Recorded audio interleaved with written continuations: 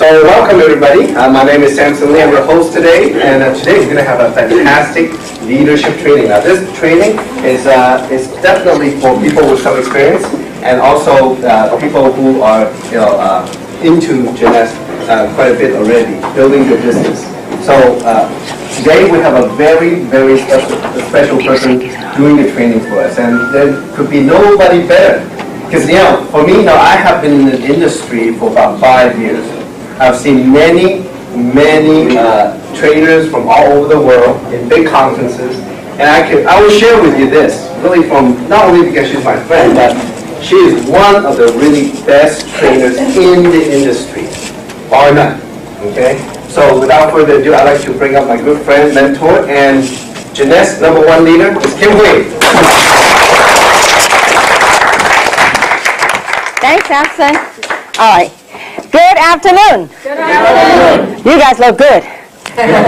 Well, we didn't expect a big turnout on a Sunday afternoon for leadership, and so today, I've been pondering and thinking about how can we take this team to the next level. Because as we take this business, now so far in about a year's time, we have already taken this business. We have set footprints now to over 50 countries. Not too bad, right? In 1 year's time. And so I think it's about time for us leaders to step up, to really catapult your business to the next level, and not only that, to really set a story, a success story for yourself. And so I see a lot of new faces here, and I hope that you're already in the business, and I also see a lot of familiar faces. And so it's a pleasure for me to do the training here today. And today it's not your basic training. Today it's about leadership, stepping up your role, to be taking your business to the next level that you want it to go to. And so it is of utmost importance that you look at this business and do this business with the right light, with the right mindset. Because 90% of our business is all based on your mindset and your attitude. Because if you're 1 degree off one day, compounded over time, we're completely off course. And so having said that, let me begin by asking this question. How many of you, and I want you really, I need your imagination. I really need you to work with me on this one. How many of you come into Jeunesse to just make an extra living, an extra few thousand a month? Show of hands. Okay, 1 or 2 hands. So now, how many of you came here to make a fortune? Show of hands. Okay, very good. Now, so that's why you're here. That's why I wanted this training to be here. See, it's okay if you want to make a living. It is also okay if you want to make a fortune. But the distinction is what you do with the business. See, all of us can be excited, all of us can be motivated when our business is thriving. True or not true? If your team is working, you're thriving, it is very exciting. See, the key is not what you do when your business is up. The challenge comes in your business is what would you do when your business is not where it should be, or when your business is not where it wants to be. It's either it will make you or break you. So today the training may be a little bit strong, and I hope it's okay. I'm a little bit concerned because we see some new faces here, but I do hope that you have been involved in the business for a while, because this is really for the people that have been doing Jeunesse for a while and that you have stepped up to be a leader.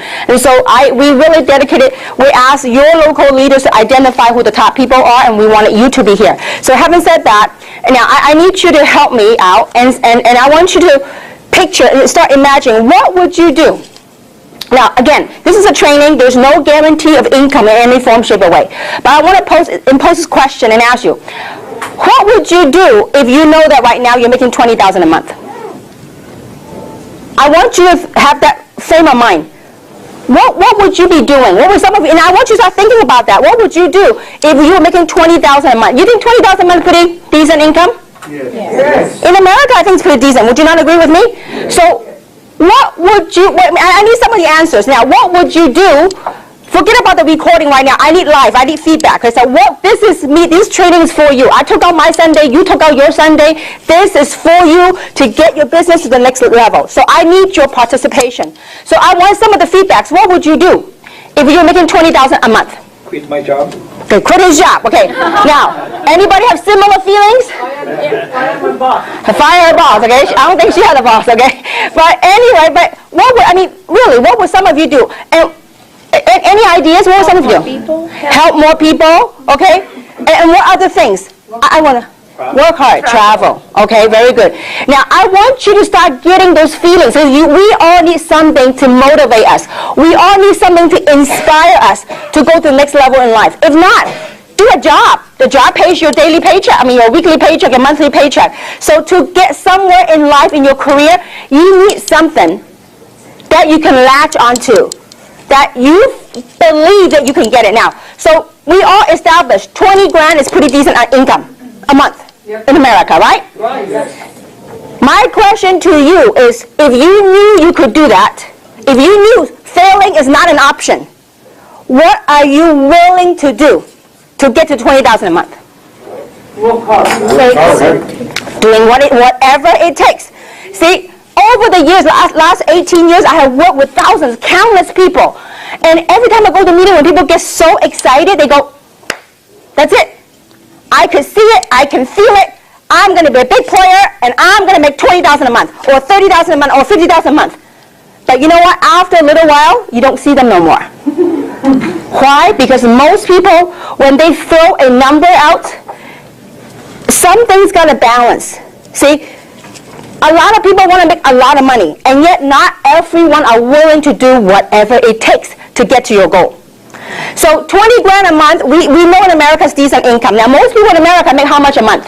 Average. 5, 6, 7,000? 5,000? 3, 4,000. 3. Oh my gosh, getting lower and lower, okay. So let's just say that 5, 4, 5, 5, 4, 5,000 a month. What do most people have to do to make that 4 to 5,000 a month?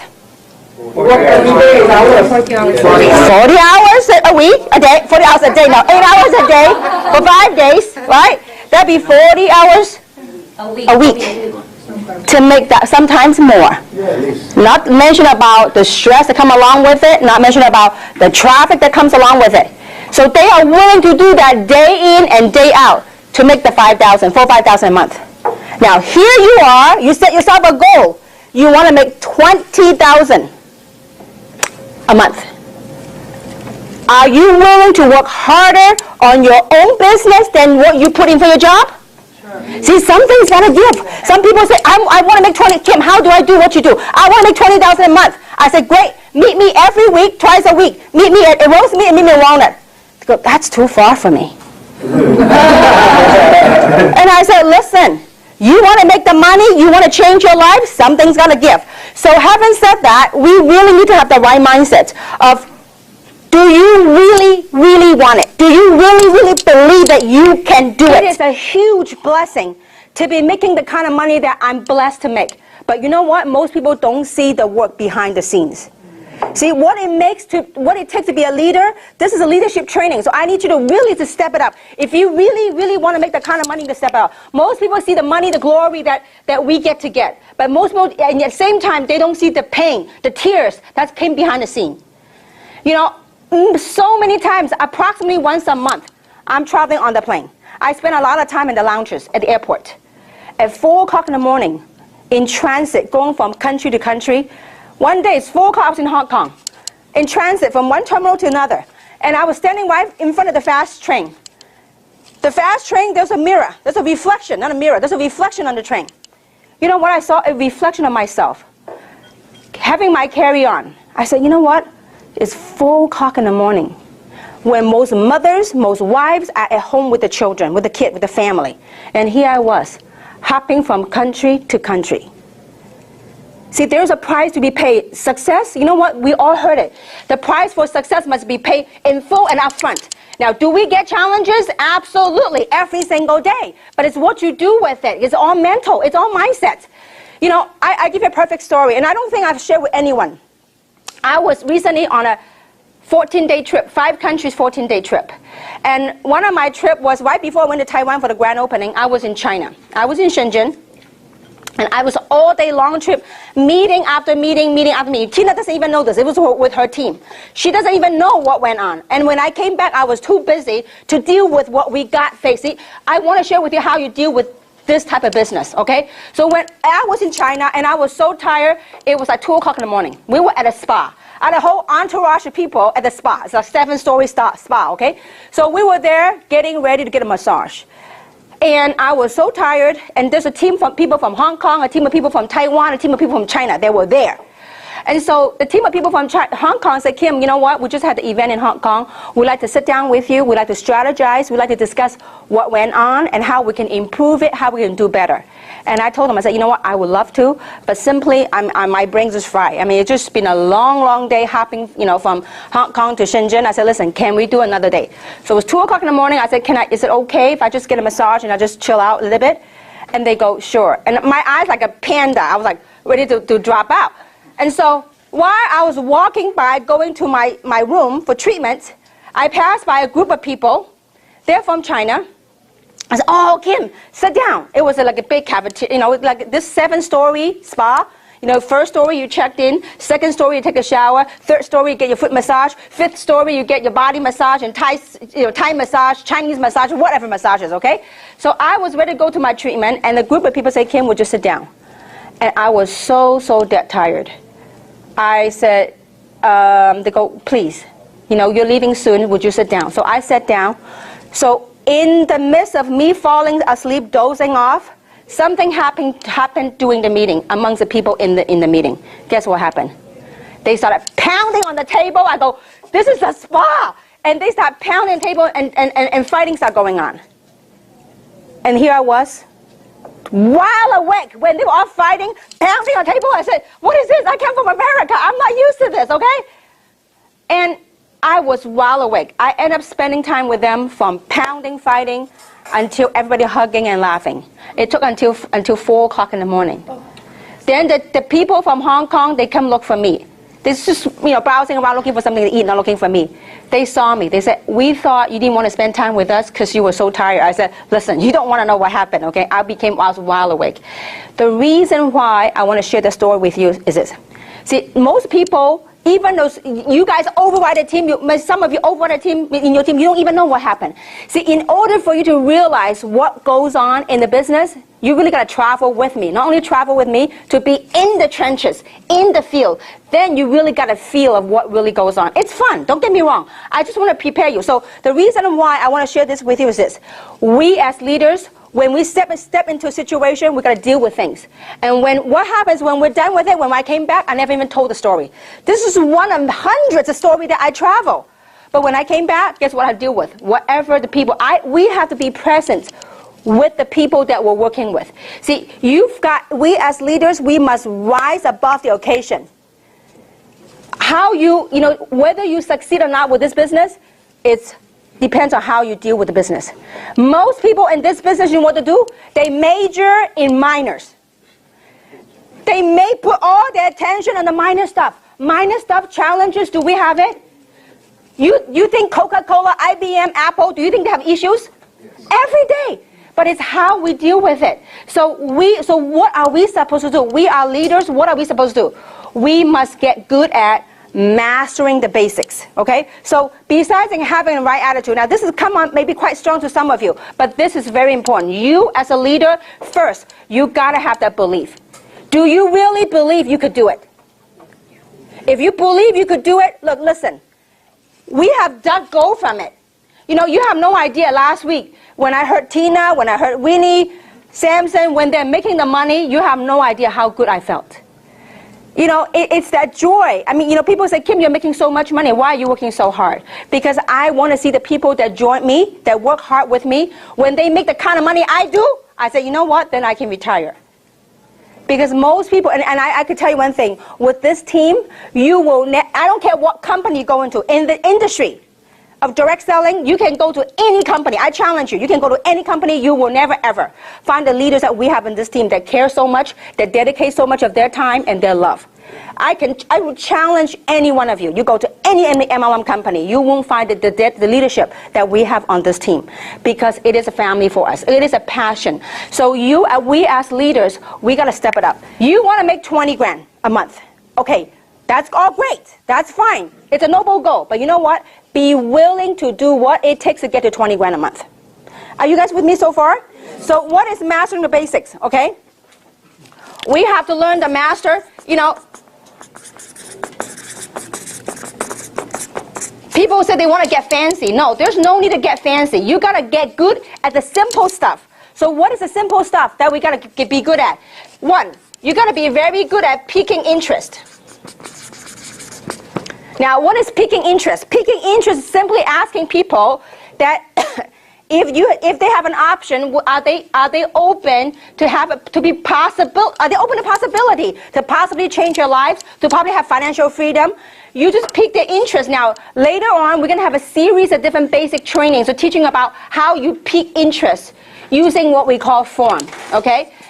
Piquing interest is nothing more than you try to identify your prospect's needs. And what you do is you provide a solution. How are you going to find out what their needs are? Let's say Luz. If you know Luz, you got to get to know her. Yeah, these are your prospects. You know their background. Let's say Luz is a realtor. Let's say Luz is a great realtor. Realtor might make good money at a certain time period. But guess what most realtors have to do? They go from deal to deal. You make a sale, you make some commission. Guess what? In order for her to make money again, she had to go on, knock on doors again, move on a deal. Car salesman, same thing, right? You make a sale, you sell a car, next month, your quota, you start from zero all over again. So you have to identify what their needs are, what their wants are, through what we call form. Okay, that's a whole different training. Okay, so form meaning F stands for family. How's your family? You need to find out what their needs are, what their wants are. So talk about their family. How are your family? How are the kids? So through your asking the questions, you are able to identify what their wants and what the needs and what the desires are. Okay? Now, F stands for family. O stands for occupation. How's your job? R stands for recreation. Your vacation, have you done anything fun lately? What have you traveled to recently? The reason you want to say all this, ask all this stuff, is that through that form, you're able to find out what is it that they may be lacking, maybe they're looking to improve on. M stands for money. How's your financial situation? And I tell you, there's not a better time to recruit people than now. The economy, so many people are being downsized. So many people are being laid off. And this is a great timing for you to build your business and really offer a solution to other people. Okay? So pique interest, simply ask them, are you open? Might you be open to possibility? That is it. It's not asking, will you join me in jeunesse? No, you're not asking to join you anything. You're piquing their interest to see if they're piquing, meaning to see if there's an interest for them to even go a step further. Okay? So pique interest and learn to use it through form. Okay? Second thing you got to get good at is inviting them to our events. Once you pique the interest and they are open, instead of you sit there and blah, blah, blah, all about luminance and all about reserve, your job is to invite them to one of our local events. We're lucky. We have events going on right here. For people, now, what is an event? This is very important. What is an event? An event could be a local meeting. Okay? An event also could be what? A one-on-one session with your upline. A one-on-one. Okay? Or a small PBR at your house. If you have a home presentation, PBR stands for Private Business Reception. Okay? Or it could be a webinar.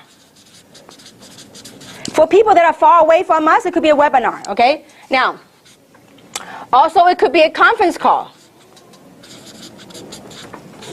And pretty soon, we are going to have a DVD, an opportunity DVD. Okay? OPP, Opportunity Presentation DVD. That if they're interested, all you do is you pop them a DVD, say, watch this, and zip the lip. Because too often, too many times, people they ask you, oh, what is it? Then you start, blah, blah, blah, blah, blah, blah, blah.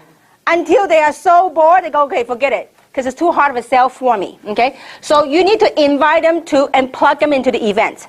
Now, why is it so important to plug your people into the event? How many of you would like to retire? Just work the business 2 to 3 years and really retire. How many of you want that? See, if you want to retire, we got to leverage on the system. And the key thing to our business is what? The one thing, if we forget anything today at all, is called duplication. How do you duplicate yourself? Because see, some of you in this room, you are super kings and queens on one-on-ones. Anybody you sit down with, you close them. To me, signing them is simple. Getting them to sign up and go to work it's a whole different issue. See, you want to sign them up and you want to give them a vehicle to go and duplicate you so that they don't always rely on you. See, a lot of people in this business, when you make yourself the issue, we can't succeed. Because you know why? We can never retire. Because it's always about you. If you stop doing one-on-one, guess what happened to your business? It dies, it stops. So you need to, how you duplicate is you need to, if you forget anything at all, you gotta get good at plugging your people to the events. You must be able to learn. You have to learn to promote the events. So how you promote, invite people to events, and you as a leader, you need to learn to promote events. You have to learn to sell events because, see, through the events, you know what they will learn? They will begin to gain confidence. They will begin to have belief. Every single one of you guys groups, I know what happened. See, the team that always plug into the meetings, I know they're growing. The teams that don't plug in the meeting, even though they got big sales, you know what, a month or two later, when any small challenge happens, guess what happened? Completely collapse, dies. So you have to get good at promoting events. Don't let language or culture be a barrier. Some people say, you know what, no, Chinese, they don't understand anything. I say, I don't care if they understand anything, but they understand body language. They understand people. They go, whoa, so many people. There must be something good going on. You guys with me so far? You gotta get good. See, when people come in the meeting after the meeting, guess what happens? They don't even understand. They go, wow, all these people. You pull them in the corner and say, you see all these people? Then you can show them briefly what it's all about. But, you know, I also know that some of the people's mentality goes like this. They themselves have their own blockage. They say, you know what? I can't get my people to the meeting. Or my type of people don't like to go to meetings. We got to get good at overcoming that. Because I knew, you know, all this last 18 years, everything I share with you, I went through myself. I always tell my sponsor before, he says, Kim, you are a queen of one-on-one. You go out there, you sign up people, you go out and sign up people, you're really good. But you know what? I discovered something. I can never stop. Because if I stop, I don't make any money. And I told my sponsor, I said, you know why I can't promote meeting? Because my type of people, they're professionals. They don't like MLM. They don't like MLM meeting. They don't like environment. They just don't like that kind of environment. Kim, until the day you yourself get over that blockage, otherwise you can't promote events. You won't succeed. Because it was all in my mindset. But you know what? Once I overcame that mindset in the meeting, you know, now, I mean, you guys know I've come from Hong Kong, so I could say that I'm from Hong Kong. And before I say, Hong Kong people are very fast. They just want all the facts and they don't want to sit through the meeting. And that was always, I tell people. But you know what?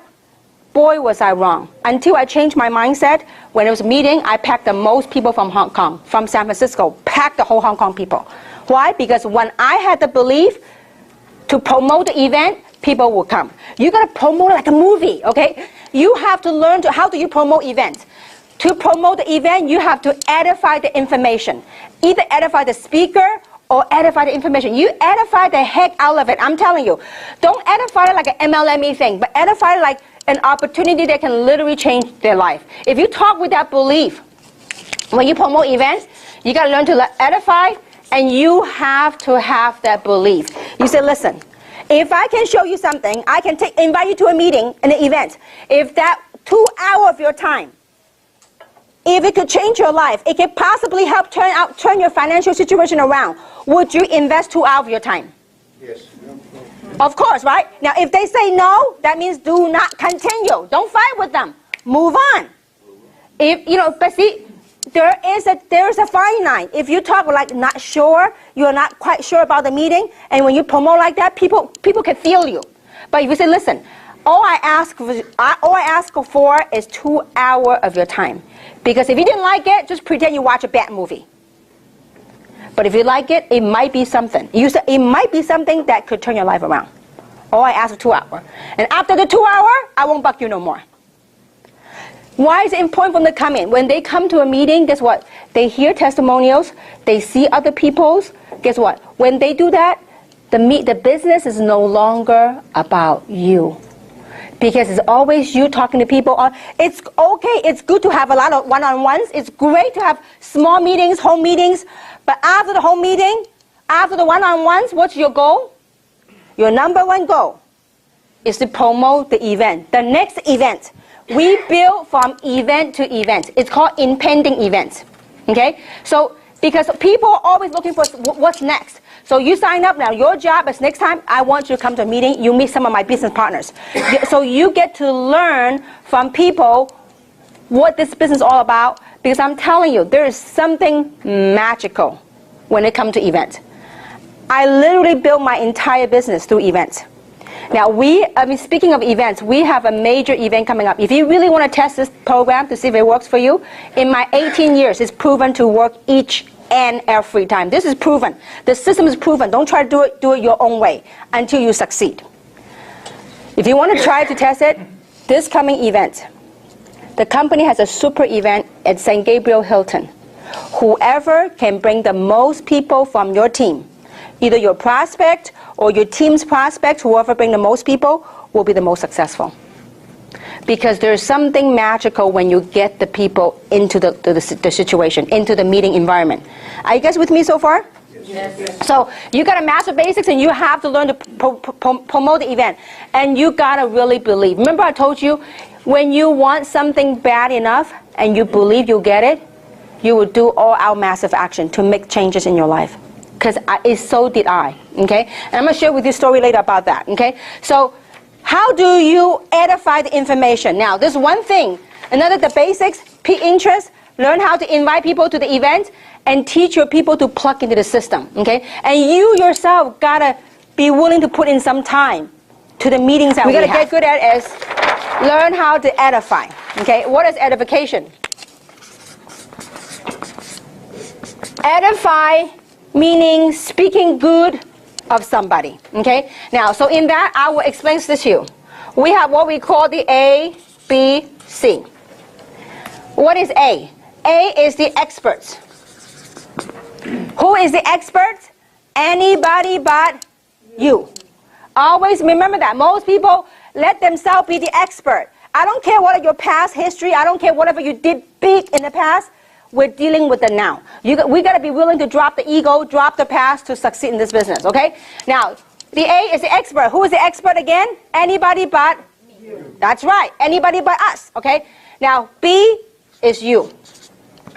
Okay? You are the person in the business.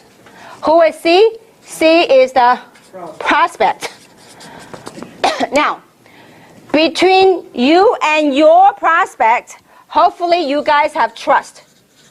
Hopefully your prospect trusts you, okay? When you say go this way, hopefully your prospect won't go the other way, okay? So hopefully they trust you. Now, what is your job to do? Your job is to edify the experts. Why you need to edify the experts? The reason why you want to edify the expert is so that prospect will respect. So the prospect will have respect to A. Because if you say nothing about the expert just shows up, they go, who are you? Why should I listen to you? Are you guys with me so far?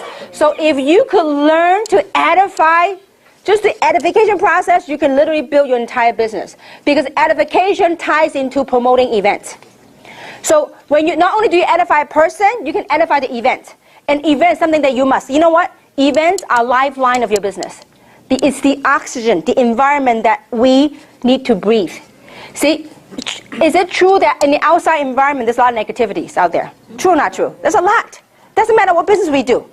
So, and we got to give people an environment so people feel nurtured, so they can grow and work in the environment. And how we do that is by plugging them into the event so that it's not based on you. Okay? Now, so your job is to edify the expert. Now, what do you say about the expert? Who is the expert? Anybody but you. And I tell you, to my family, each and every single one of you are experts. I cannot tell my family to use Luminous, but Tina can ask my dad to use Luminous. I cannot tell my father to take reserve, but you know what? Samson can tell my dad to take reserve. How? It's just the human beings, human nature. Why? I don't know. How many of you heard that the saying that the grass is greener on the other side? Mm-hmm. It's the out-of-town prophet mentality. Yeah. Because, you know, the prophet in his own town is not of much usage until they travel abroad, okay, or somewhere else. That's just the nature. So Your job is to edify. Like, perfect example. We had breakfast with my parents, with Tina. And I was telling my mom and dad. Because I told my mom and dad a long time, I told my mom, Mom, you had a big eye bag. Put luminous in your eyes, it's going to help you. Wouldn't even touch it, okay? So Tina was right there. I said, Mom, Tina had a lot of success in luminous. And her people, her team is very successful using luminous. You know, and Tina just showed my mom the hand. And guess what happened? My mom started using luminous on her face. But it took me like months. I couldn't get my own mother to use luminous. But it took someone else. Why? I tee up Tina. I have to edify. What is edify? Edify meaning you tee up somebody. It doesn't have to be somebody making a lot of money. No. It could be, you just tee up some good characteristics of that person. It could be that person have a golden heart, a heart of gold. Or it could be that person's very successful in their own rights, in their own business. If some of you might have noticed, when I introduce people to other people, I always find the best of that person. And I would tell that story to whoever I'm introducing. What am I doing? I'm teeing up that person. Because in business, when you have trust plus respect, you know what you get? You got a sale. You got to have trust and respect. Most of you came into Jeunesse because someone told you about it. If I were to go, look, if I were to go to car wash, if I were to go to a gas station, and you don't know me from Adam, I just came up to you and said, listen, you got to try this adult stem cell thing. You got to try resveratrol. You probably think I'm nuts. You probably run away from me. But if somebody had teed me up or tee you up to be the expert, now, you don't have to be the expert on products. No, you could be the expert on anything. Do you understand what I'm saying? So you tee up some good characteristic so that when this person talks, guess what happens? The prospect will listen because there's respect. Are you guys with me so far? Yes. So we need to get very good at edification. I have people that literally built a nationwide organization by learning to edify the person they're working with. See, in this business, you are in business for yourself, right? But not by yourself. Because you have your upline or the upline leader, the upline expert to work with you to help you build your business. So you have to understand the relationships amongst the people, because this is a people business. So the third thing you have to learn is really edify. Now, edify, don't go ed a lie, okay? Edify means tell the truth about whoever that person you're working with. They might be a nurse, they might be a business owner, because you know why? Most people have the ideology of business owner makes a whole lot of money, okay? Sometimes it's true. But what most people don't realize that a lot of times, especially the economy like this, business owners are suffering. Because before they make a dime, they have all this overhead. They have the fixed overhead to pay before they even pocket the money. A lot of business owners nowadays, their staff, their employee are making more money than they themselves. The next thing we have to do is you yourself leaders have to be good at meeting conduct.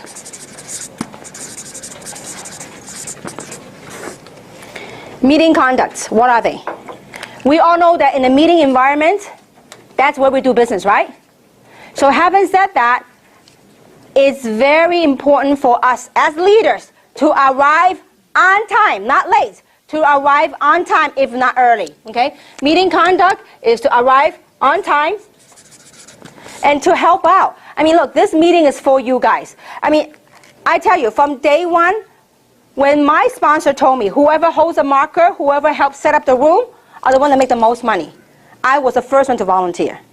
I said, show me. Just teach me how. So this meeting, whenever I go to a meeting, the first thing I do, you guys are leaders. I mean, that's why when I say leadership meeting, please don't bring any new people. Because when you have new people, I can't cover some of the stuff, okay? When a meeting like this, any meeting, any event, what's the first thing you need to look for? To make sure the event is all set up. If not, you need to take charge and get it to set up. Because why? The meeting, the event is for whom? And not for you. For whom? For your prospect. Okay? So you got to come early and take pride, take charge. Don't just, oh, it's not my team, I'm sitting here and slouching. No, because maybe right now it's not your team. Eventually it may be your team. It will be your team. Okay? Now, the other thing is it's very important. You are leaders. Please participate. Okay? Because participation is key. What do I mean by participation? When the speaker asks you, how many people would like to make some money? Show of hands. Yay. That's really exciting, okay? So let's try one more time. And how many people would like to make some money? Yeah. Show of hands. See, I tell you, I don't need you to fake and hoo-hoo-hoo. No need for that.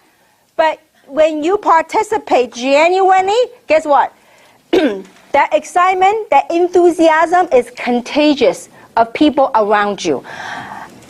I was taught a long time ago that a lot of this make you a lot of money, okay? I said, just show me how to do it. I will clap the loudest you want me to clap. And I actually had invented a way to clap really loud, okay? It's like go like this. But anyway, I won't go there today.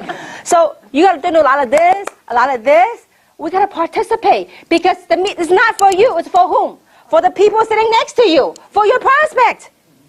This is very important. Now, this is leadership. I need you to crack a smile because it's not easy to be up here, guys. When you're up here, you realize one of these days when you do a meeting and Rick is nodding, he's like, yeah, it's really nerve-wracking sometimes. And you know what? The speaker is only as good as the audience.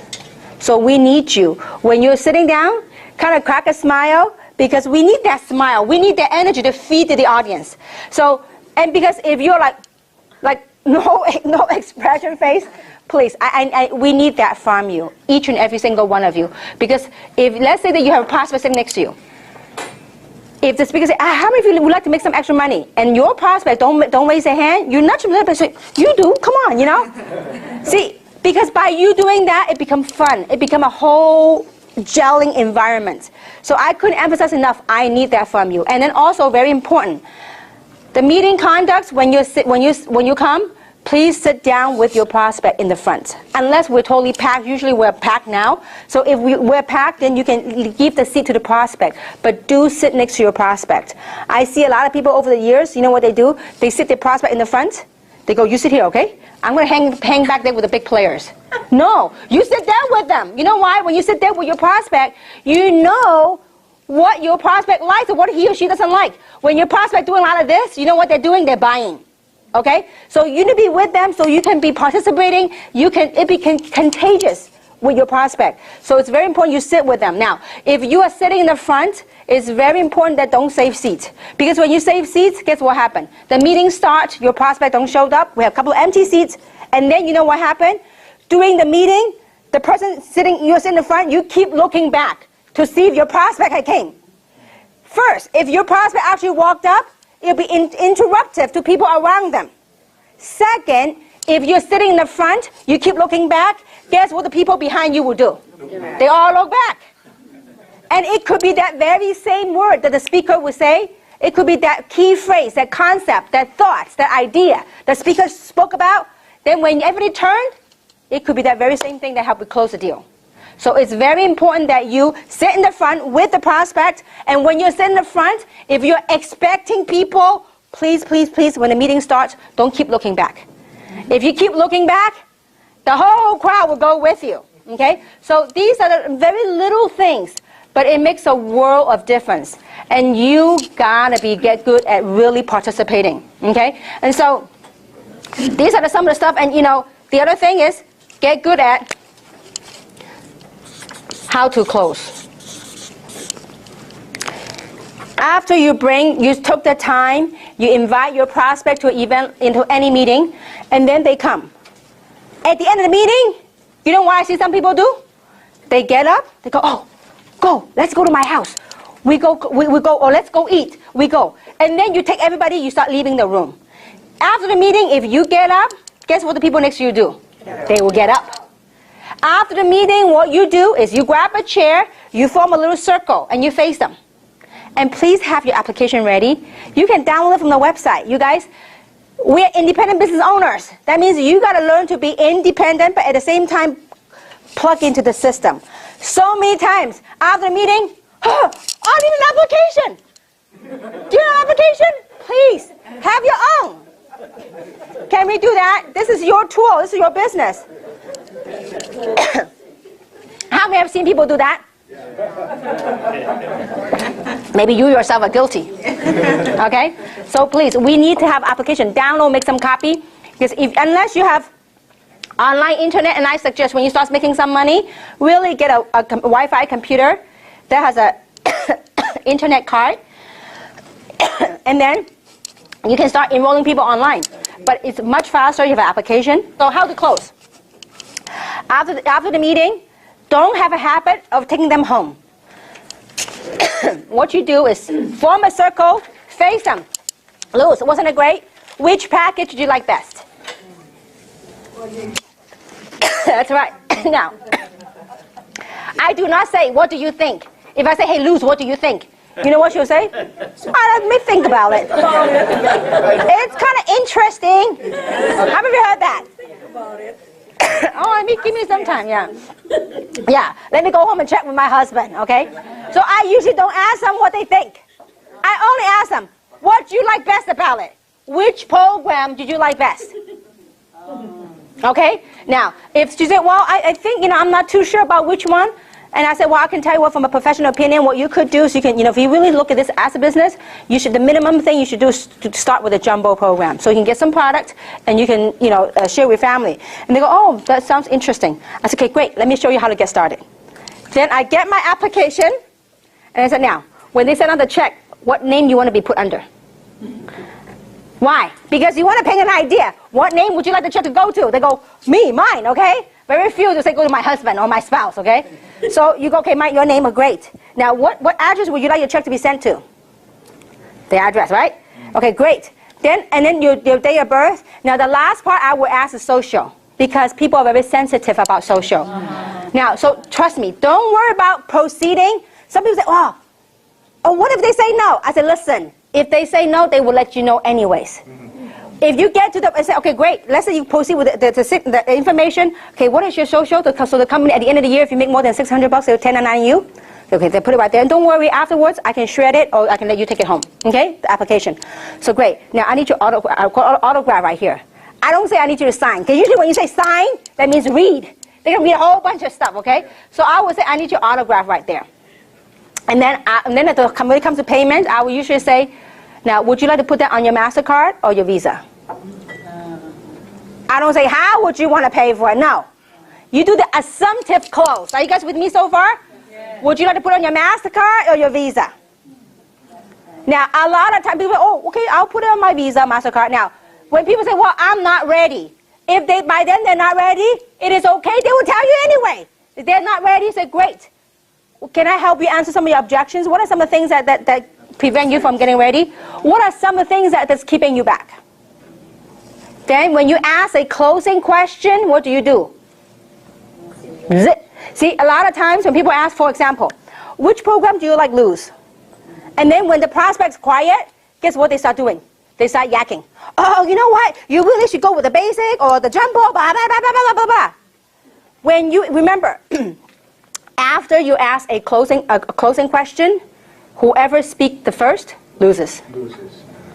When you ask a closing question, which package you like more? Now, if a silent game going on, it's okay. Let them think. And I have to go, I wait. A lot of people cannot tolerate silence. I wait and I smile. If they have questions, they'll ask me anyways. So many times, people are so afraid to close. Why ask the prospect? Like let's say, for example, and this is me. I'm telling you, 18 years ago, this is me. My sponsor was a tall Chinese guy.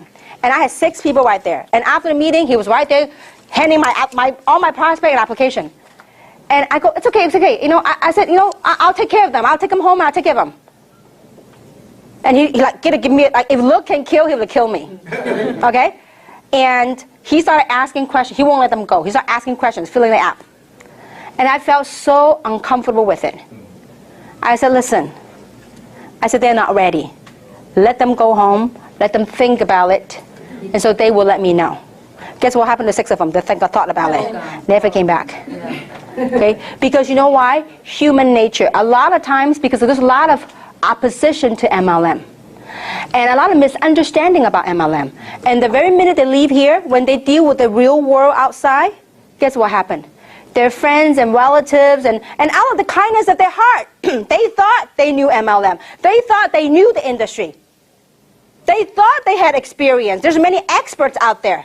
So whenever, oh, lucky you didn't sign up that day. If you sign up, man, you'll be one of those people that got sucked into the game. They go, oh, thank goodness. Then from then on, whenever you try to call them back, they never pick up the phone no more. Because why? Other people got to them. Those are called dream stealers that steal them away. Okay? So I tell you what, some of you might be uncomfortable doing closing. Trust me, if they are not ready, they would have told you, I'm not ready. If they're not ready, great. What are some of the things that I can do to help answer your objections? Or what are some of the things, the questions that you have? If I can answer. Now, some people will start throwing questions at you, one after another. And when it gets to a point, there are people that will ask you questions just to ask you questions. So if they start asking you one question, and then second question, by the third question, I say, listen, if I can answer all of your questions tonight to your satisfaction, will you get started with me? If they say no, I'm not ready, I say, you know what, come back when you're ready to make a decision, then I will sit down until whatever it takes, I'll answer all of your questions. Because there's no sense to sit there all day, all night, answering all the questions, because you already prefaced it to them. You said, listen, if I can answer all of your questions to your satisfaction, will you be able to make a decision and get started with me? Sure. And if they say sure, then you take whatever time it takes to answer their question. If they say, no, not really, then I will say to them like this. I said, listen, you know what, that's okay. Whenever you're ready to make a decision, once all your questions are answered, when you're at that stage in your life, then you come to me. See, why? If people respect you more when you respect your own time. Because you sit there and you all day, no use. I remember when I started working with Samson and started working with Robert, you know what those two guys would do? They would travel all over Los Angeles area. They would do training after training after training. And I said, where's the body? I said, where are all these people? Oh, they haven't joined yet. I said, why? You doing free volunteer work? I said, why you train people before they even get started? You don't get paid for doing that. So, when you start respecting your own time, your own business, then other people will respect it, okay? So it's very important to go for close. Now, why is it important to go for close? I'll give the story to you. Once upon a time, there's a very rich Texan. I mean, he lives in Texas, multi-gazillionaire, okay? And he's a little bit bored with life, and he wanted to do some experiments. So he has a big, huge Olympic-sized pool, and he decided to throw a big, huge party. But the night before the party, he decided to throw a lot of alligator and water moccasin in the pool, okay? A bunch of them. So the next day, when the party begins, when the guests start arriving, a lot of people start arriving, so he gathered everybody at the pool, around the pool. And he would say, listen, whoever is daring enough to jump into the pool and able to swim across the pool and come up alive, I will grant him or her anything he or she want in life.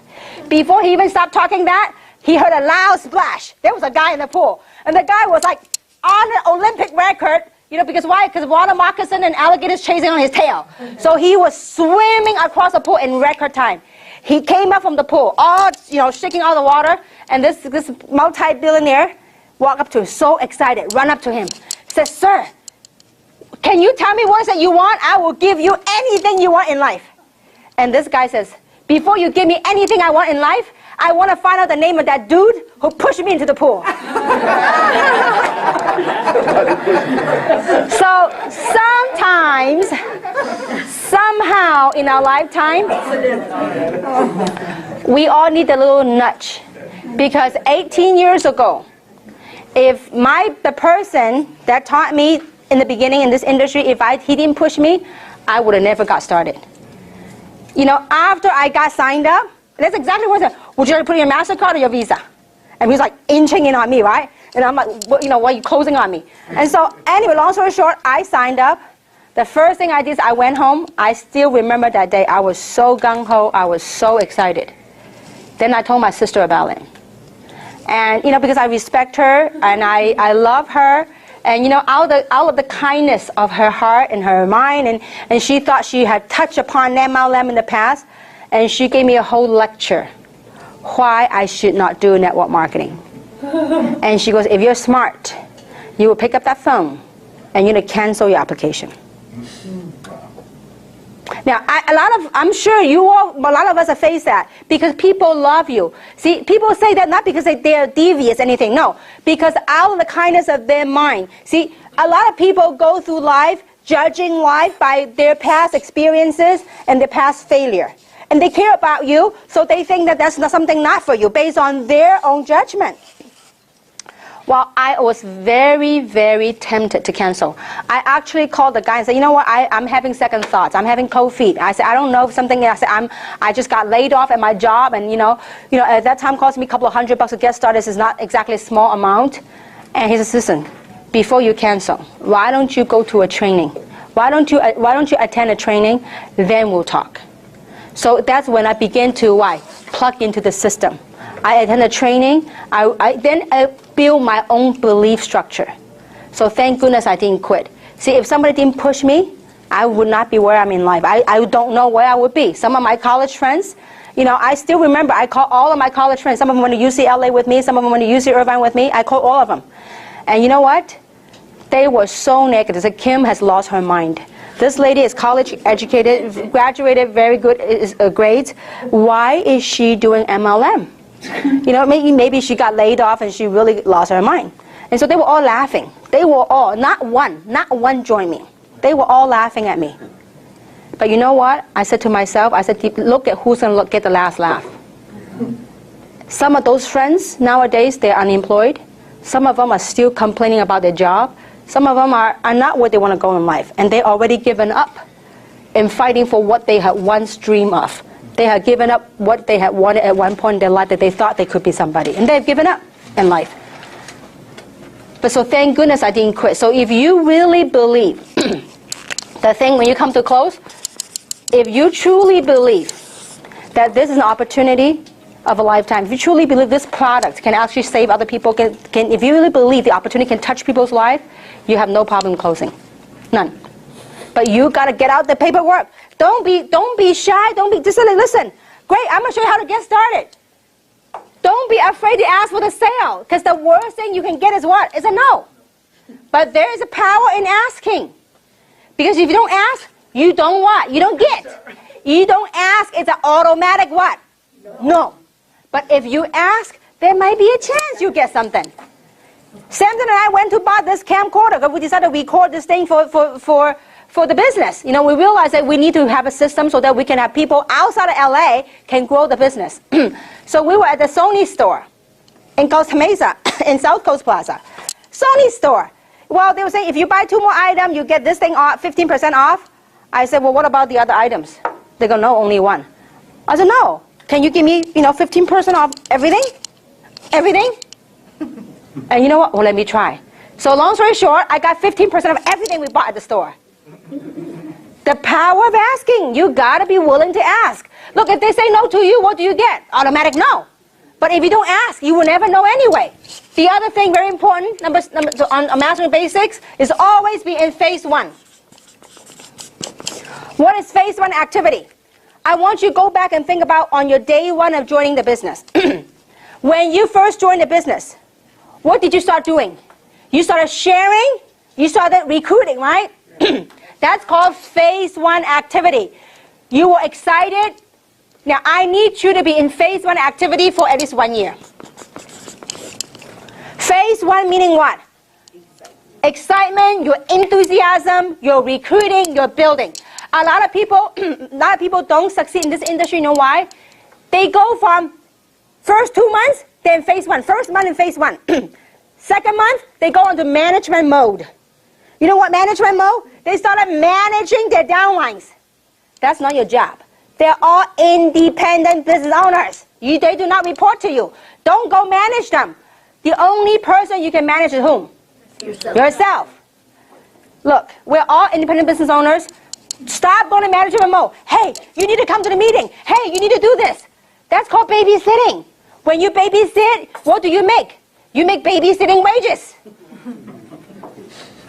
See, your job is to look for people that are willing to do the same thing and want the same thing. If not, you're going to drag a whole bunch of stuff up the tree. It's very tiring. How many of you have done that in the past? You kept calling the same people. They keep telling you the same thing.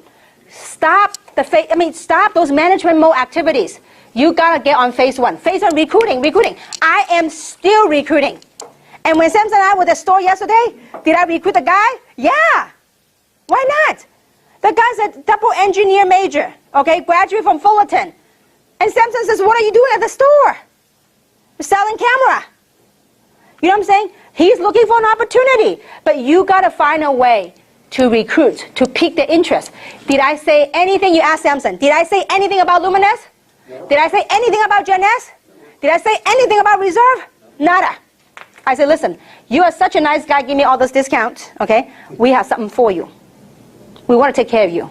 You call us. If you're looking for a way out, so he talked about his job, and so we said, if you're looking for a way out, we got something for you. Get the information. Now, so you got to go on phase one. Phase one activity is very important. If you only keep on, the first month you recruited, and you bang on the people that you recruited make your fortune, golden rules. The people that joined you, this is very golden. The golden rules when you start building a team. The people that are with you today, trust me, some of them will not stay. It is okay. Let it go. Our job is to go out there and identify the people that want the same thing and willing to do the same thing. Not just say, I want to make $20,000 a month. And yet they're not willing to do the work. Okay? So phase one activity is very important. Any questions so far? No? Okay. So phase one. Now, the other thing I want to touch upon. How long do you think is the phase one honeymoon period? Honeymoon period or phase one? I would say if you really want to succeed, phase one at least 1 year. Okay. Now, but what I mean phase one is this. You always recruit. I'm always recruiting. I'm still recruiting. Okay? But when you have people as a leader, when you recruit it as a good one that they really want it, they're really active, they have strong desire, then you chase them. You work with them. You tap their network. Because this is very important. You are phase one. Now see, when you first join the business, 100% of your activity is phase one. Recruiting. But once you got some people going, guess what? You got to support your team. Now if your team wants it, see, I'll give you an example. And before, 5 years ago, I started a business, the previous company. I called 202 people, 203 people. 185 say no. Okay? 17 said yes. Did you use your phone book to have the numbers? Warm contact. All of my contacts. So that actually is a whole different training. Family. Anybody that you know by first name basis. You got to do some memory jogging, okay? When you run into people, you start putting them on the list, okay? So that's a whole different training on a new. We're gonna have a different kind of training on recruiting, but anyhow, I'm just gonna give you a set of statistics. Start with 202 people. I sponsor 17 people. The first 2 months. Then after that, the next year, I have no time to sponsor anybody. You know why? From 17 people, I have one and a half person working. One was Robert. The half was Tina. I call her half because this person that brought her there wasn't really working in the beginning. So she was the other half that's working. And through these 17 people, they all live in California. Guess how many countries went into? 200 plus countries.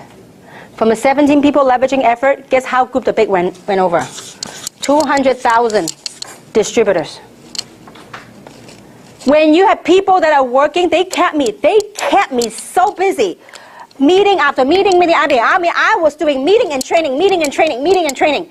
I have no time to recruit. See, that's good. When you have a group that keeps you going, that is okay. But when your group is dead, you don't want to babysit. You go recruit some more. Okay? So this is the statistics, guys. You have to accept it. The golden rules. That your job is to go out and sort and look for the right kind of people. And the way we sort, it's a sorting game, guys. And we're gonna call people, and I'm gonna give you a quick example of sorting, okay?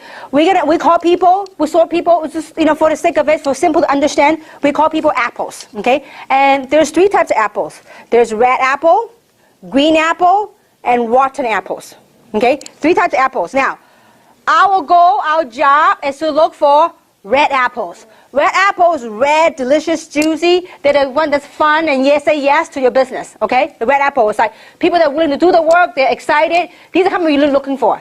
The green apples, the one that they're not ripe yet. They have a lot of questions. Question after question after question after question. And they will find different forms of questions to ask you in the same context, okay? So the green apple, people have questions. Now the rotten apples are the ones you want to stay away from. The rotten apples are what we call dream stealers. Not only will they say no to you, they'll be nasty about it, okay? So let's say that you're at a supermarket and there's a whole pile of apples, okay? Your job is to look at the apple and put in your basket and you to pick up red apples. Now this is what happens when in reality when we go recruit, when we go build. When you pick up a red apple, red juicy apple, what you do? You put it in your basket. Then when some of you reach out and find a green apple, you know what some of you will do? You will talk so much. Hey, green apple, wake up, turn it to red. It won't.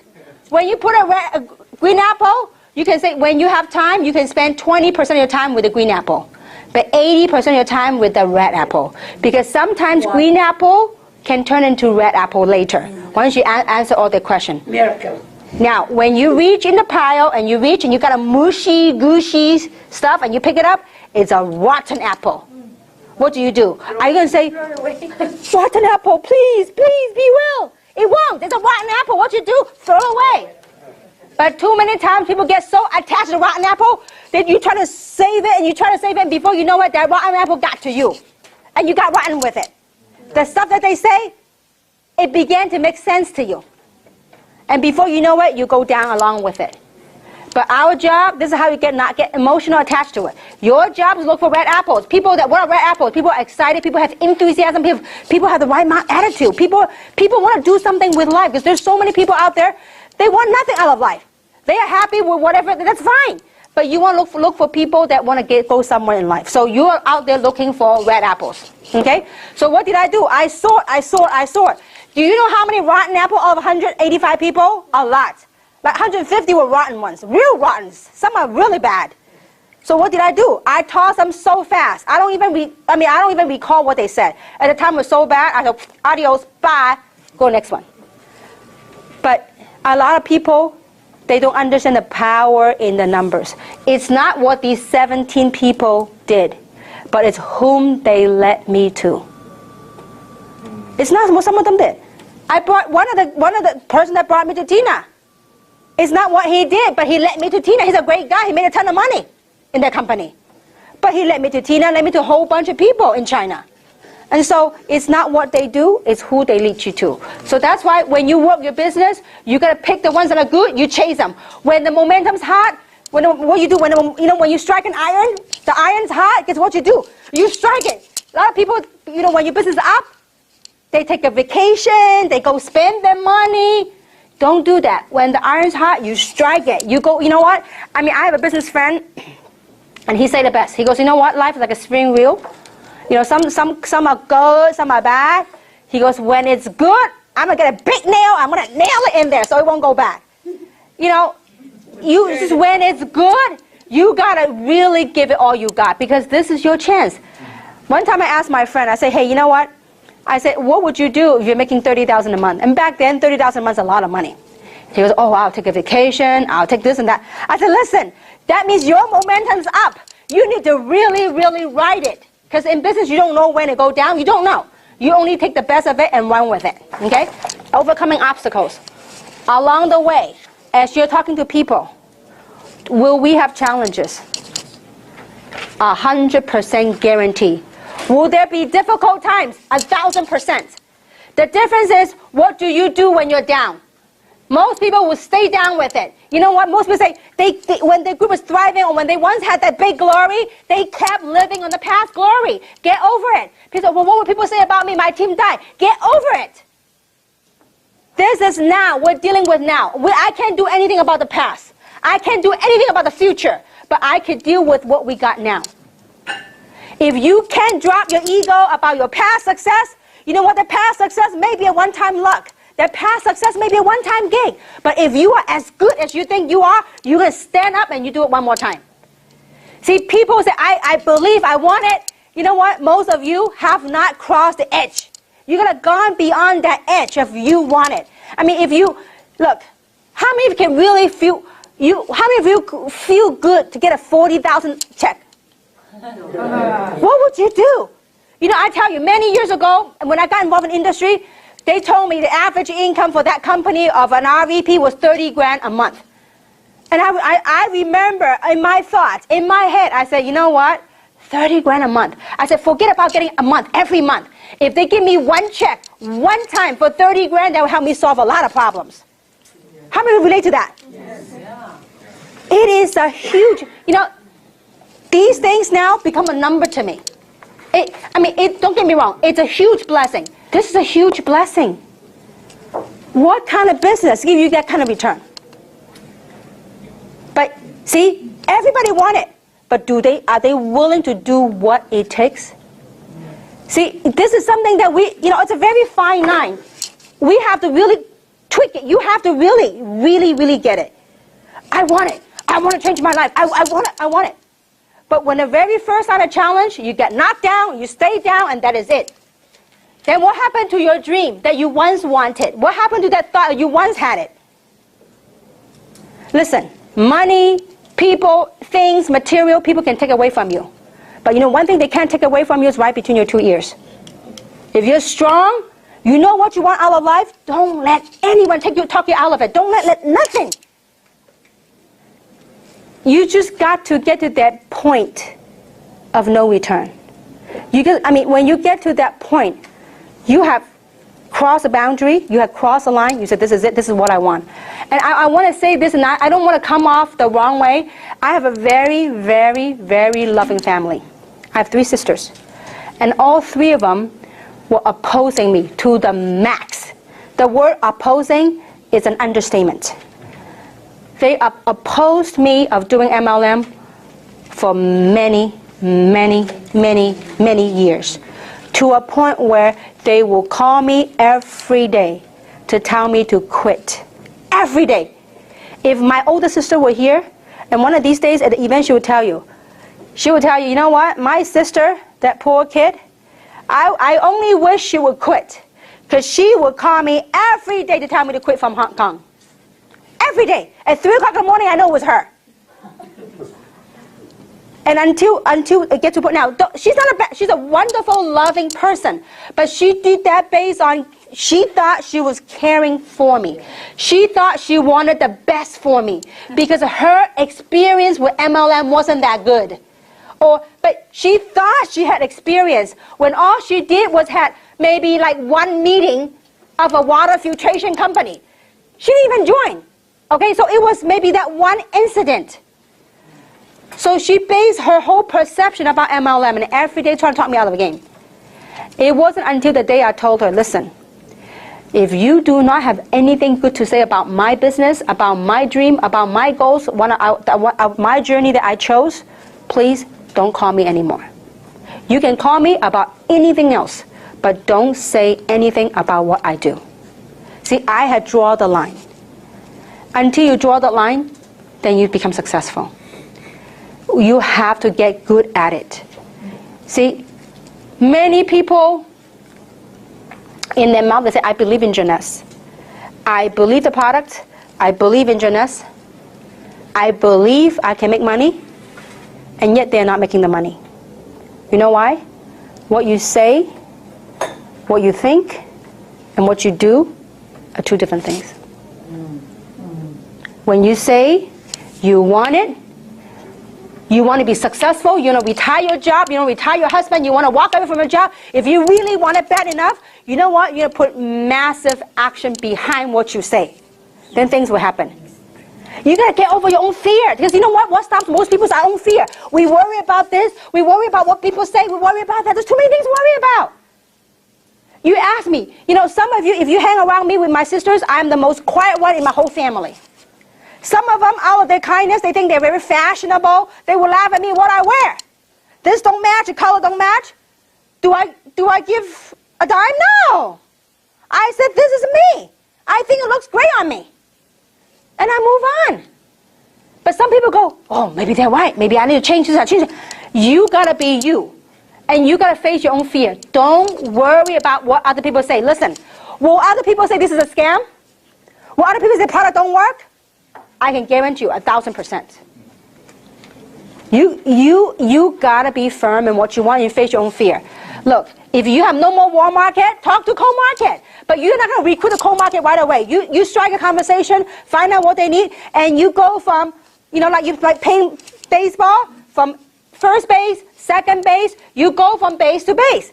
Learn about them, and you know what? Eventually, you're going to start building. You got to get good at bringing people. You got to get good at talking to people. If you talk to nobody, there's no way you can build a business. You must, by always attending meetings, not going to help you. You need to attend meeting with somebody. But in your learning process, while you're attending the meeting, you can learn. You can grow from it. You get good at it. But you got to get good at also inviting people. Okay? Now, another thing very important. So, overcoming obstacle. We all have it. The biggest obstacle that we have to overcome is, you know what it is? Yourself. Ourselves. Everything started from here. The biggest thing is right between here. And also the biggest challenge is right between here. It's what you do with it. See, when your business is up, it's easy to have great attitude. It's excited, you're excited. But when your business is down, it's what you do with it that will make you or break you.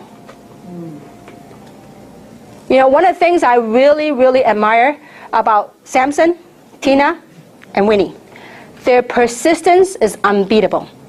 Rain or shine, you'll find them out there. Doesn't matter if people say no to them, doesn't matter if people quit, guess what? You know, I'll give you a perfect example. I was having breakfast with my dad, I think yesterday or the day before, whatever. I was just sharing with my dad, I said how happy I was with my dad. My dad said, wow, Tina's good. I said, Dad, most people only see the fruit. They don't see the challenges that she went through.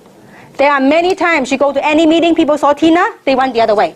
Tina, don't come to the meeting. Don't go to our meeting. Don't. I mean, there are people, but did she care? She act as, I mean, no, she doesn't act. She does as if she don't hear what people say. She still goes on. You don't want to hear about it, it's okay. I still talk anyway. It's a free country. See, you got to get to a point where you do not care what people say about you. You got to get, you got to get, some people are afraid to ask for discounts. Some people are afraid to ask for this because what? Oh, I'm thin-skinned. It has nothing to do with your skin. Thank God, thin is the same thing. See, it's our internal, see, a lot of people, we tend to internalize what people are saying to us. I mean, it's a perfect example. We had a family gathering yesterday. If going back in my younger days, I probably would have internalized a lot of things. There's some of my siblings say about this and say about that. I could have chose to and internalize what they say about whatever. But I don't. I have become wiser. I cross a line. See, most people, when anybody, your prospects, say anything about you, we tend to take that stuff and we put it in our brain and we made it bigger than life. And our action act towards it as if it's bigger than life. And I hope it's not too complicated for you guys to understand. Is this coming across so far? So obstacles, we all have them now. There are indeed some challenges. If there's some issues, we will sit down, we'll deal with the issue, we'll find solution. But if other stuff, I suggest you get over it. And you got to be, one thing, got to be very good on, one of the basics is be persistent. Okay? You have to be persistent. And be coachable. I remember Winnie had a leading on in the business a couple of months ago. When the business dipped, I told Winnie, I said, Winnie, you know what you need to do? Go brand new. Go get some new blood. And you know now, obviously, some people will say, well, where am I going to get my new blood? I've been doing this for a year. I exhaust my warm market. You know what Winnie said? Okay. And you know what she did? She went and found a whole bunch of new blood. It's what you put in here, guys. See, most of us walk around every day, so you got to be coachable. And in the success, I can see all the successful people, they're extremely coachable. Some of you are thinking, how in the world am I going to find new people? There is magic when you believe in something. And I'll give you several examples. One of my hobbies on Sundays is to walk. I love to, I used to live in North San Gabriel, which is very close to San Marino. And some of you know San Marino is very, leafy, very well-established community, and I love San Marino. And so I would get myself on Sunday, a lot of people going dating and all that stuff. I was single, so what I do on Sundays, I would leave the house at 1 o'clock in the afternoon, I'll get lost until 5, 6 o'clock. And I'll be walking around walk back then, we don't have any iPod or anything like that, we had the Walkman back then, okay? So I'll be with my Walkman jogging around all over San Marino. And I know all the houses. Beautiful houses there. And I still remember, my mom and dad would say to me, you know what, why don't you just stop dreaming? Why don't you put your feet firmly grounded on the floor and be real? Why you have to be like, look, we have a decent house in San Gabriel, but why are you so crazy? You don't even make enough money to support yourself. Why don't you wake up? But I refuse. I said, Mom, I see those people pulling out from the driveways. I said, they don't look any smarter than me. They don't look any better than me. So I said, I am going to get there one of these days. And she just thought I was nuts. But I kept believing. You know what? And I told myself, those were down times. And when I was down, you know what I did? I kept telling myself, I don't know how, but I know I'm going to be a multimillionaire. I don't know how. If you ask me at that time, I don't even have enough money to go on vacation, let alone be a multimillionaire. Are you with me so far? So I had to plan it so firmly in my head. I said, one of these days, I'm going to make it. But along the way, I'm not going to quit. I'm very conscious of what's happening around me. And you know what? I did it. Sometimes you don't know how. I still remember, I told myself, I said, I'm going to build a massive organization. I see these people build big teams before. I said, I too am going to do that. I said, someday I'm going to be on stage speaking to tens and thousands of people. When I haven't even spoken in front of 100 people. But I have put that in my head. But you know what? I did it. I had the pleasure of traveling to all these countries. Why? Because I believe in it. I didn't care. You need to really put that, but when you believe in something, a lot of people say, well, I can't find them. How am I going to find them? You know what? I pretty much exhausted all my warm market. But I still managed to build the biggest Hispanic team in that company. My first MLM company, I built the biggest Hispanic team, and I built the biggest team in Hawaii. I don't know a soul in Hawaii. I don't know anybody that are Hispanic. I just had that belief that I'm going to do it. So you know how I got the biggest Hispanic group? From a courtesy driver at Russ Neck, Pasadena. He was a shy courtesy driver. He led me to one of the pastors at his church. From the pastor, he led me to one of this guy. Then we chased a big, huge group. And so when you have that belief, something magical happens that will lead you there. Like Winnie, Robert, and I, in the previous company, we went to Korea. And some of you heard the story, and I will tell the story again. We went to Korea for my very first time to Korea. And I went there for a big, and Robert and Winnie were with me to traveling to Asia. And so one of the stops was Korea. And so I told myself, man, I went there to recruit a big fish. At least that's what I was told. So I thought to myself, man, it's a pretty expensive trip. Not in terms of money, but time-wise. Away from my family to go all the way for one big fish. So I told them, I said, you know what? I am going to, no matter what, I'm going to find another big fish. They said, do you speak Korean? No. Do you know anybody in Korea? No. But I said, I'm going to find a big fish, another big one. I said, I just know, because it's too costly for me to go. I said, I'm going to find another big fish. I just want to go for one. So I put that in my head. Logically, people will ask, how? What do you think? How are you going to do that? People will challenge you. But I just kept it to myself. I said, I will, somehow, somewhat, some way. I just put that thought out there. And you know what? I did find a huge fish, bigger than the one that I went to Korea for. You know how I found that person? It was a person sitting next to me on the airplane. And she spoke English and Korean. She's going back home for a visit. So the point to you is, how would I have known I would meet her on the plane? I didn't know. I had set that goal in my mind that I'm going to do it. So you guys need to really, if you wanted something, you set it in your head. Don't look at, a lot of people are afraid to set goals. A lot of people are afraid to make decisions. They all just look at what they have right now. Oh, how am I going to do that? I'm broke. How am I going to, all these reasons. Don't. Set a goal and be willing to do it and shoot for it. If you have momentum in one team, you're going to be like, if you are a leader, you're going to be like a hawk to chase that team and explode that team. Don't just sit and wait for people to do it for you. You are a leader, you need to step up as a leader. If you are a leader, don't be a follower. You step up and say, listen, what can I do for you? Some of you are very lucky that you sponsor a good leader. But you know what? Be a good sponsor. Be a nurturing sponsor. Don't just expect someone always to do it for you. See, when your team member, they see that your love, your care, your sacrifices, guess what? That love reciprocates. So is this coming across to you guys? Is it helping you guys so far? Yes. Okay, very good. So overcoming obstacles. And the other thing is you have to be very good at, this is very, very key, guys, to succeed. You need to be super consistent. Some of you get so pumped up every time after training. You get so pumped up, you're excited for about 2-3 days. Then you disappear for a while. You do a little bit work, and then, because of challenges, guess what? You disappear for a while. Then another training 2 months later, you come back and pump up again. Don't. You need to be consistent. If just like a well. A well, right? Where's the water? The water's in the bottom, okay? Here's a pump.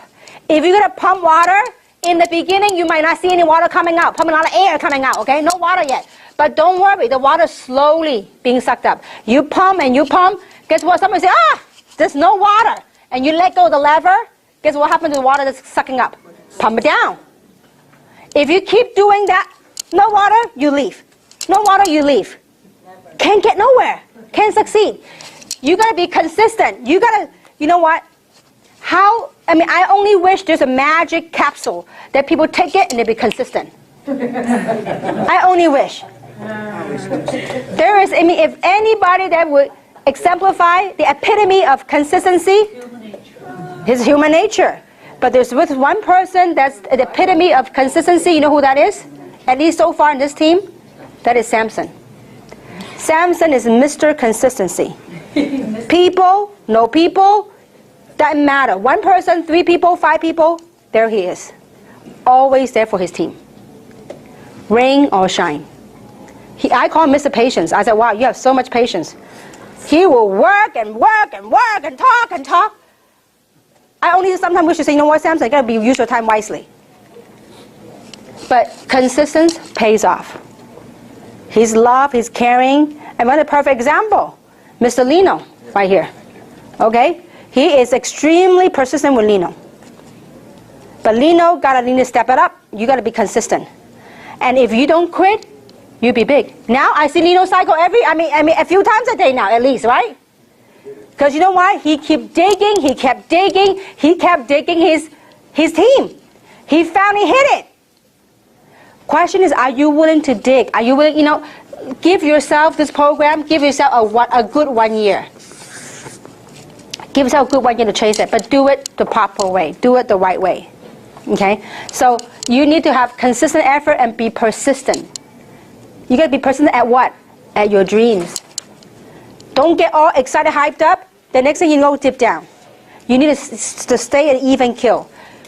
When people say no to you, you know what you need to be excited about? People say, well, all my team is dead. What should I be excited about? You know what I said?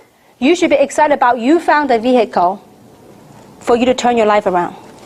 You're excited about your opportunity. When people say no to you, your dream's got to be bigger and better than your team. Most people put their dream, their team, same or below what their team say about them. You got to rise above that. You have to rise above that. So, can you all stick with the game and be consistent to your game? See, only you can say the answer. I don't know. Yes. Can you guys do that? Yes. Will you do that? Yes. See, will you be loyal and be faithful to your own dream and your own vision? Because you need that. You need your vision, you need your dream to keep you going. Because just like anything in life, there's that roller coaster, the ups and downs. But you must have the courage to face those fears. You have those courage. When you're down the valley, don't park there. Get out of there as soon as possible. And take massive action. If your group don't move, they don't plug in, drop them. Don't let them drag you down. You go find some new ones. There are a bunch of new ones. A bunch of them. Question is, are you willing to go through the numbers to find them? But you got to be willing to open your mouth and talk to people and talk to people and talk to people. Okay? So,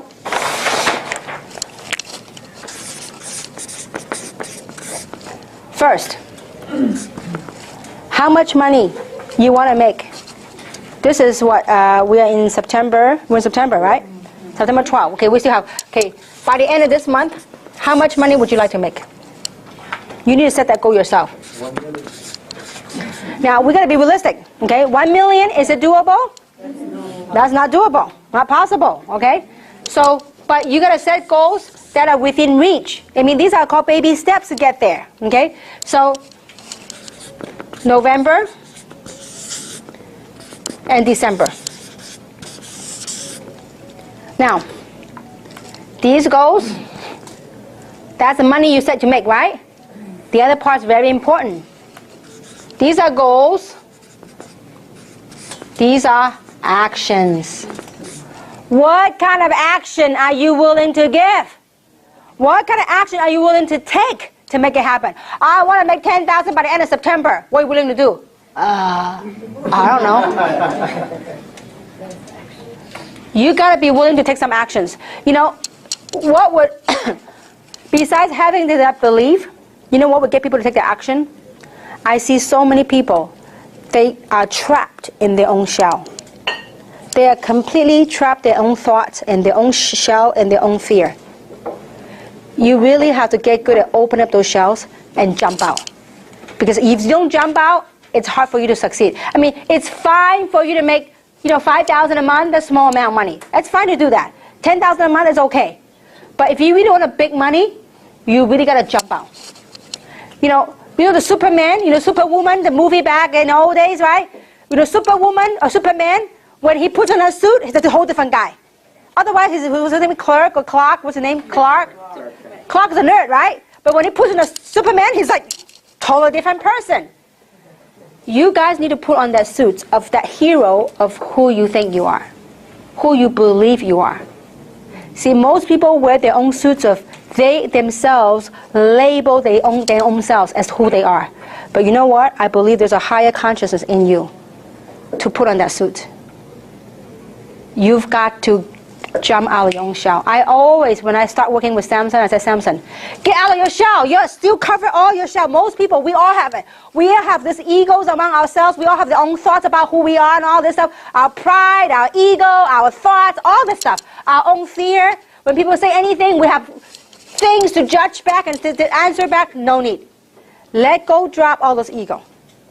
And say, listen, today I'm a brand new person. I'm going to jump out of myself. And I'm going to do something with myself. I'm going to be somebody. I'm going to be someone. I'm going to be successful. Whatever that success meant to you. And you got to be willing to take massive action. Because I have seen time and time again over the years, in different nationality, different races, different country, it's all the same. It doesn't matter Chinese, Filipino, Asian, American. It doesn't matter. I looked out, I mean, too many times. Most people have so much potential in them, but it's all buried, all covered in layers and layers, years and years of whatever, conditioning from family, from tradition, from yourself, all this layer and layer. It's got to peel different layers of onion, peel it out, peel it out, peel it out, peel it out. It took me 18 years to peel out all those layers to become who I am today. That's why network marketing is the best self-mastery course. But the most important, I mean, the fun part of it is, it's got a compensation plan attached to it. And along the way of self-mastery, self-becoming discovery, you get to help other people. My son said to me a couple of days ago, Mama, you have a lot of money. I want you to spend more time with me. You don't need to work this hard. I mean, it's a big sacrifice for me. I mean, Winnie knows and Tina knows when I travel, I call home, he doesn't want to talk to me. He says, if you love me, you'll be home with me now. And so it is hard on me. But I mean, yes, it's true, I could choose to stay home, but I really feel like I have this sense of responsibility. This, this company is the owner's baby, it's my baby, it's your baby, it's all of our baby. We want to make this thing work. But the most important work that we all can do is help other people to break through within themselves. Because that's the biggest thing. Once you're able to break through all those layers and layers of whatever we trap ourselves into, you know what? The world is within reach. You know, a lot of people say, Kim, you know, it seems like everything you touch turns to gold. Once you begin to align and remove all those layers and layers of stuff that we all build up over the years, when you're aligned with the universe, you reach out, the world is yours. It doesn't mean that there's no obstacle. It doesn't mean there's no challenges. But it's what you do with the challenges. It's what you do, how you handle them, what you do with it.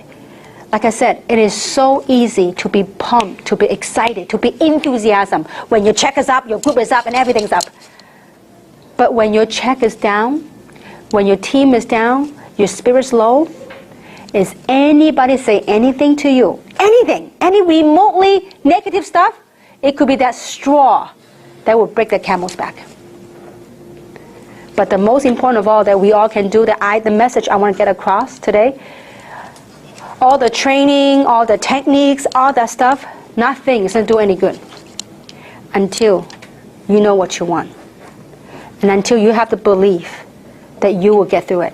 And until you jump out of that shell. You have to jump out of your shell. If you want to take charge, you know what? If you got it no, behind Cece. Sorry. Yeah, Jenny, sorry. Jenny has a big team going in Canada. If I were her, a team is moving, that's her pay leg, you know what I would do? I would get my bag, pack my clothes, go there. Take steps, take charges, get out of your shell. Jenny, you know what? She was a great leader at one point. She was all over magazines. But because of whatever happened, I'm sorry to pick on you, Jenny, that's why I had a hard time picking your name because I want to pick on you. But you know what? A lot of people, because of certain things that have happened, we bury ourselves with different layers of stuff. If I were her, that's giving her cycles every day. Many cycles every day. Get my suitcase, pack my clothes, here I go, Canada. You know what? I'm going to pump it bigger. You need to step up to the leader that you once were. Because I know you have it. Same thing with Jing and Ellen. Their team alone in 1 month in the U.S. did close to $200,000 a month. Just in the U.S. Guess what? Because certain thing happened, because of challenges, the group didn't plug in, whatever reason, it collapsed. Now this act will either make them or break them. They're still here. See, it was easy for Jing and Alan to be pumped, to be excited. Because your adrenaline's running. When your team is all on the rise, you are the talk of town, it's good to be up. But the key is, what would you do when your team is down? Now, human being naturally will say, what would my peers say about me? Before, my whole team is my whole meeting is my team. Now, nobody's my team. What will my peers say about me? It doesn't matter. Because we are here with you. We will cheer you on like you never believe. If you have the courage to come here, to face it again, Jane, you'll build even bigger than before. Same thing with Robert. Robert was $1 million earner. He made $1 million in 2 years. If Robert has what I think he has, he'll be an even bigger team. But the difference is in what Robert's attitude would be, on how he looks at it. He can take a sour look, or he can take it in a positive light and change his life forever again. We all have that. The reason I point these people out, because they are very close to my heart. Some of you are very new, I can see that. Some of you have been here for a while. But you really, really in life, you know, I hope Jeunesse is your vehicle. But in life, we really need to learn to find purpose in what we do and have passion in what we do and be enthusiastic about what we do. People love I present. I don't know all the stuff about product, about everything, but they love it because I have a passion and people can feel it. If I have to stand here to get people $1,000, get a 1 year jumbo, it is not worth my time. They buy a 1 year jumbo, they disappeared. I think that's above and beyond. I mean, there is so much work that we could do with the humankind. above and beyond health. There's a lot of things that we can help people to really break out their shell. So the message today really is that we all need to jump out our shell. It may not be right now immediately, but we need to, when you're in a stage, in a mindset where you're down or you thought about whatever you thought, you just say, take a deep breath and say, listen, what do I want out of life? I'm going to break through. I am not going to label myself one way or the other. I'm not going to think anything, but I'm going to jump out on myself and I'm going to be somebody. I'm going to be successful. I'm going to pursue my dream with every passion you got. Can you do that? Yes. Will you pursue your dream with everything you got? Yes. Along the way, you might make some small sacrifices. But to me, I told my son, you know what? It's not all about money for mama, because I'm doing a lot of work that's far beyond money. And so I do hope that you get something here this afternoon, because it is the most important thing you could do with your life is right between your two ears. You're all healthy. I see everybody walking here today. But really, this is your chance. This is your vehicle to do something. And it doesn't matter what it is. Some of you in the beginning, maybe making a few hundred a month, a few thousand a month. Maybe some of you have an aspiration of making a lot of money, making millions. We have it right here. It all depends on what you think and what you do.